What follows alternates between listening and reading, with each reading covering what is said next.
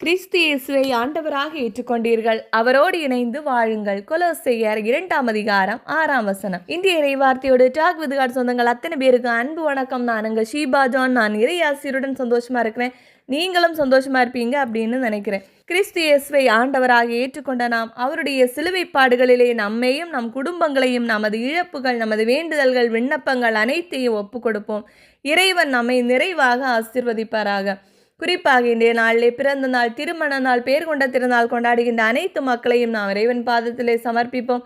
அவர்களுக்காக நாம் ஜெபிப்போம். அவர்கள் இன்றைய நாள் ஆசீர்வாதமாகவும் அவர்கள் இன்றைய நாளிலே எடுக்கின்ற ஒவ்வொரு முயற்சிகளும் ஆசீர்வாதமாக அமையட்டும் என்று நாம் இறைவனை வேண்டுவோம். இறைவன் நாம் ஒவ்வொருவரையும் நிறைவாக ஆசீர்வதிப்பாராக. திருவிவிலியம் எழுதுதல் நாள் 90.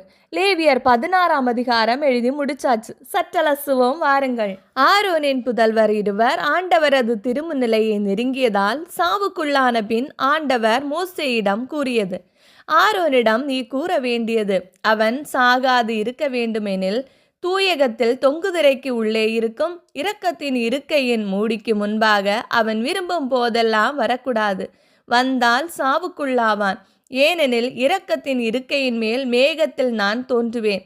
ஒரு காளையை பாவம் போக்கும் பலியாகவும் ஓர் ஆட்டுக்கிடாயை எரிபலியாகவும் செலுத்தி ஆரோன் தூயகத்திற்குள் நுழையலாம். அவன் புனித நாற்பட்டு மேற்சட்டை அணிய வேண்டும்.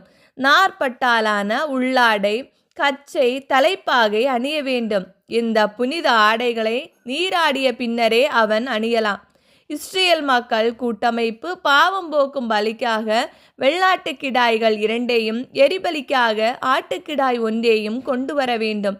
ஆரோன் பாவம் போக்கும் பலிக்குரிய காளையை தனக்காகவும் தன் குடும்பத்தினருக்காகவும் பலியிட்டு பாவக்கழுவாய் நிறைவேற்றுவான். வெள்ளாட்டுக்கிடாய்கள் 2ஐயும் சந்திப்பு கூடார வாயிலில் ஆண்டவர் திருமுன் நிறுத்த வேண்டும். ஆண்டவருக்கென ஒன்றும் போக்கு ஆடாக விடப்படுவதற்கென ஒன்றுமாக அந்த கிடாய்கள் மேல் சீட்டு இடப்படும்.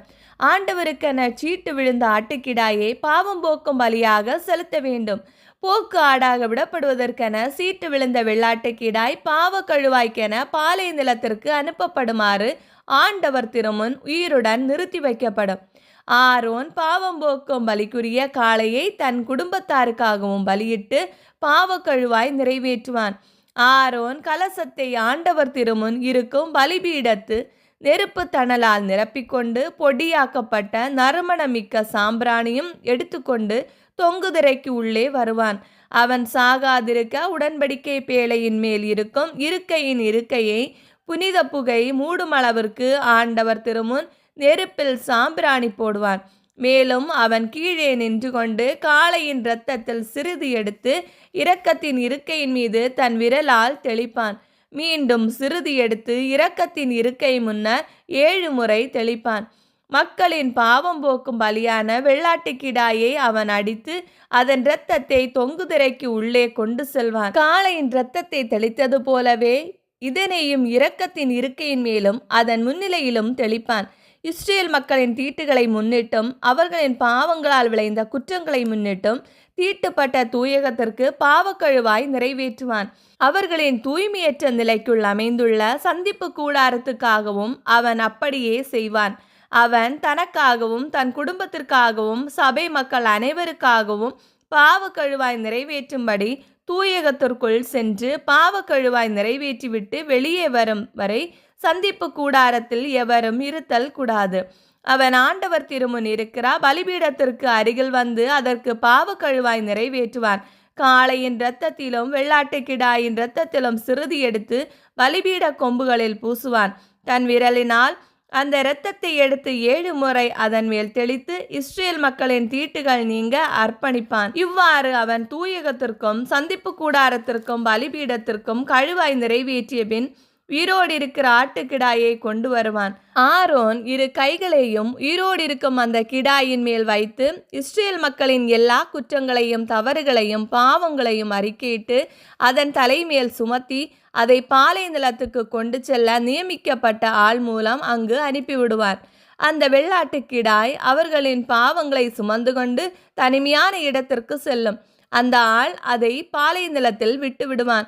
ஆரோன் சந்திப்பு கூடாரத்திற்கு வந்து தூயகத்தில் உடுத்தியிருந்த நார்பட்டு ஆடைகளை அங்கே களைந்து வைத்து விடுவான்.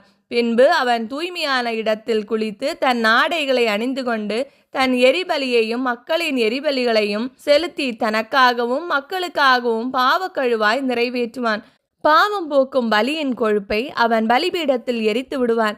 போகவிட்ட போக்காடாகிய வெள்ளாட்டு கீடாயை கொண்டு போய்விட்டவன் தன் உடைகளை துவைத்து தண்ணீரில் குளித்த பின்னரே பாளையத்திற்குள் வருவான். தூயகத்திற்குள் பாவம் போக்குவதற்கென இரத்தம் எடுக்கப்பட்ட காளையும் கிடாயும் பாளையத்திற்கு வெளியே கொண்டு போகப்படும். அவற்றின் தோல், இறைச்சி, சாணம் ஆகியவை நெருப்பில் சுட்டரிக்கப்படும். அவற்றை எரித்தவன் தன் உடைகளை துவைத்து தண்ணீரில் குளித்த பின்னரே பாளையத்திற்குள் வருவான். 7ஆம் மாதம் 10ஆம் நாள் குடிமக்களும் உங்களோடு வாழும் அந்நியரும் வேலை ஒன்றும் செய்யாமல் நோன்பிருக்க வேண்டும். இது உங்களுக்கு என்றுமுள்ள நியமமாகும். அந்த நாளில் நீங்கள் தூய்மையாக்கப்படும்படி உங்களுக்கென பாவக்கழுவாய் நிறைவேற்றப்படும். ஆண்டவர் திருமுன் உங்கள் பாவங்களுக்காக கழுவாய் நிறைவேற்றப்பட நீங்கள் தூய்மையடைவீர்கள். அது உங்களுக்கு நோன்பு நாள். அந்த நாள் நீங்கள் முழு ஓய்வெடுக்கும் ஓய்வு நாள். இது என்றுமுள்ள நியமமாகும். அருள் பொழிவு செய்யப்பட்டு தன் தந்தைக்கு பின்னர் குருவாக நியமனம் பெற்றவனே பாவக்கழுவாய் நிறைவேற்றுவான். அவன் தூய உடைகளான நாற்பட்டு ஆடைகளை அணிந்து கொண்டு தூயகத்திற்காகவும் சந்திப்பு கூடாரத்திற்காகவும் பாவக்கழுவாய் நிறைவேற்றுவான். குருக்களுக்காகவும் சபையின் எல்லா மக்களுக்காகவும் பாவக்கழுவாய் செய்வான். ஆண்டுக்கு ஒரு முறை இஸ்ரேல் மக்களுக்காகவும் அவர்களுடைய எல்லா பாவங்களுக்காகவும் கழுவாய் நிறைவேற்ற வேண்டும். இது என்றுமுள்ள நியமமாகும் என்று சொல் என்றார். ஆண்டவர் இட்ட ஆணையின்படி மோசே செய்தார். இவ்வாறு லேவியர் 16ஆம் அதிகாரம் நிறைவு பெறுகிறது. மீண்டும் என்னென்ன பொறுத்திருந்து பார்ப்போம். இந்த வீடியோ பிடிச்சிருந்தா லைக் பண்ணுங்க, உங்க ஃப்ரெண்ட்ஸ் அண்ட் ஃபேமிலிக்கு ஷேர் பண்ணுங்க, உங்களுடைய கருத்துக்களை கமெண்ட்ல சொல்லுங்க. இறையோடு உறவாட எங்களோடு இருங்க. மீண்டும் சந்திப்போம். அன்புடன் உங்கள் ஷீபா ஜான்.